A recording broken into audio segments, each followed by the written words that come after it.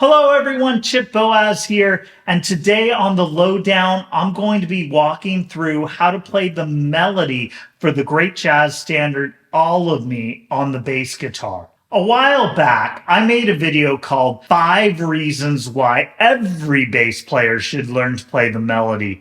If you want to check that out, you can check out the link over my shoulder here. But since I've created that, I've been getting repeated requests for tutorials on how to play the melodies for different jazz standards. This is probably going to be the first of a series, so please subscribe so you can check them all out. And if you'd like to download a PDF with the melody to this song written in both traditional music notation and tablature, click on the link in the description below and you'll be able to do that. All right, folks, let's get to it. We're going to learn this in 8-bar segments based around the form. We're going to start with the A section. Now, I want to point out that the form on this song is A, B, A, C. So once we've got this A section down, we've got half the song because it repeats again in a minute. So the first 4 bars of All of Me goes like this.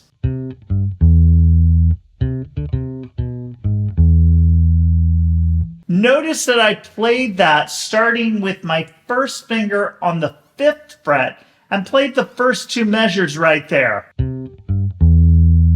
And then I moved that first finger down to the 4th fret so I could get that full shape right in there. Building a consistent fingering pattern like this is really important when you're playing a melody because you've got to play it a little more fluidly than you might if you were playing a bass line, so you can't be stumbling all over the neck. Now there's one more little technical thing we should look at in here, and that's the first measure. Notice I played the first 2 notes are right here on the 5th fret, and I jumped with my first finger from the G string to the D string. Now I could bar that.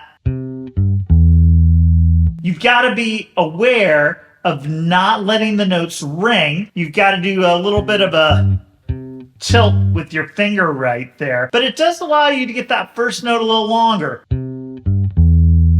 Connect those a little more versus.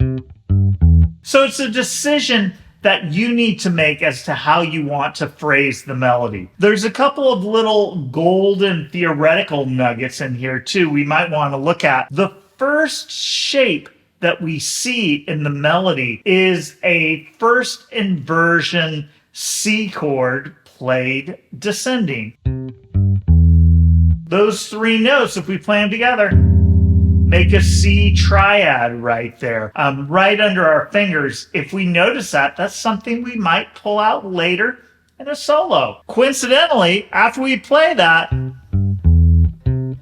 the 3rd measure is a descending root position E triad right there. If we played all those notes together, we get an E major triad. Important stuff to notice when you think about improvising over this tune later. The next 4 bars are a little tricky, but still pretty doable. We're going to stay in the same position. All right, our first finger is on the 4th fret, but we're actually going to start this melody on the 7th fret. It goes a little something like this.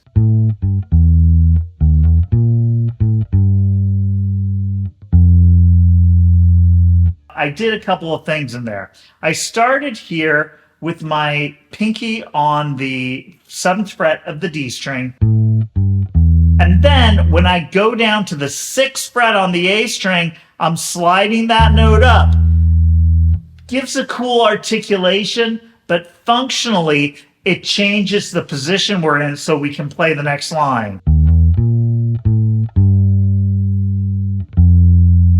Now, when I teach something like this to someone, I stay pretty close to the rhythm of the original tune. When I play it live, I will probably change the rhythm in an interpretive way. But it's really important to have the straight up rhythm right there. So we've got that under our fingers and we know what the melody should sound like before we change it. Let's take a look at the whole first 8 measures and how it fits together.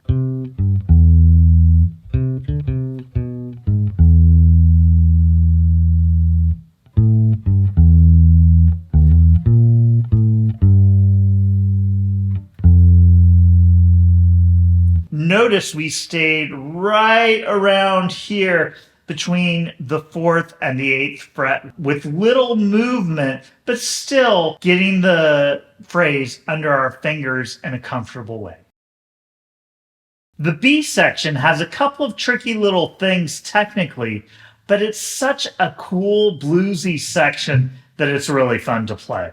Let's take a look at the first 4 measures. We're going to start right where we left off at the end of the A section with our first finger on the 5th fret.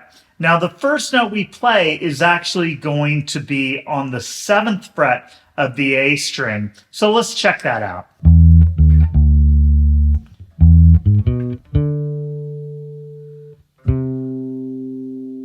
I started with my 3rd finger on the 7th fret, and notice when I got down to my 2nd finger, I shifted that down.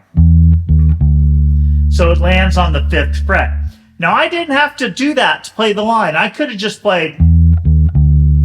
But what I'm doing is I'm thinking ahead. No matter if you're playing groove or you're playing melodically, you always want to be thinking about what's coming next so you can set it up. So I'm setting up the measure that's going to come after that. Check this out. That gets me ready to play. I've got my full fingers on position so I can get that 4th fret right there. It's all under my fingers. I've got everything set up and ready to go. Now, the next 4 measures requires a little stretch, but it's not too bad. We're going to start on the 4th fret, right where we ended off.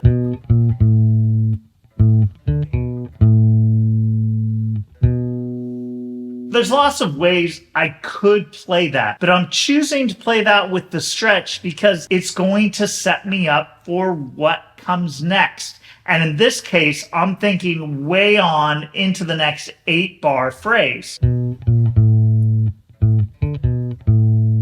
Now this leads right into the next phrase. All right, where I go back to that A section. So that stretch is worth it. Otherwise, you're going to be stumbling over it. Let's check out the full 8 bars all together.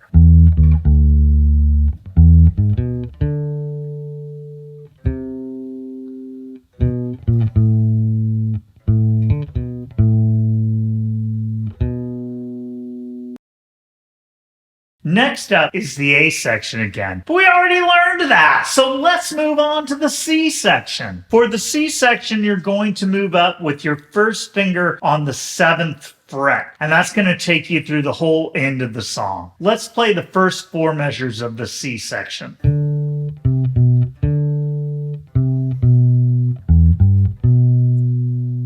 It's all right there under our fingers, not tricky at all. The first part just goes down the scale. Now the next part uses an E minor triad, which is another good theoretical snippet to have in your back pocket. It starts on the 5th before going down to the root and playing through the full root position triad. The last 4 bars sounds a little something like this.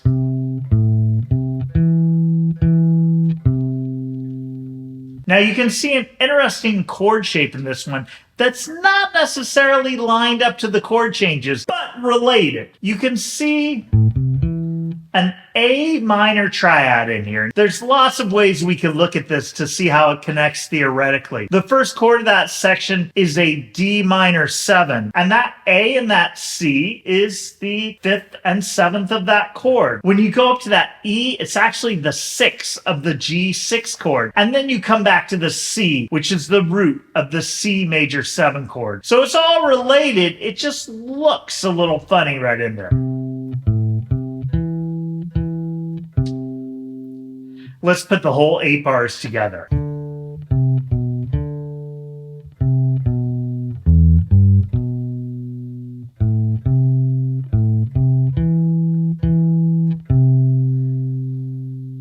Now we've got all the pieces. Let's put them all together to play the whole melody.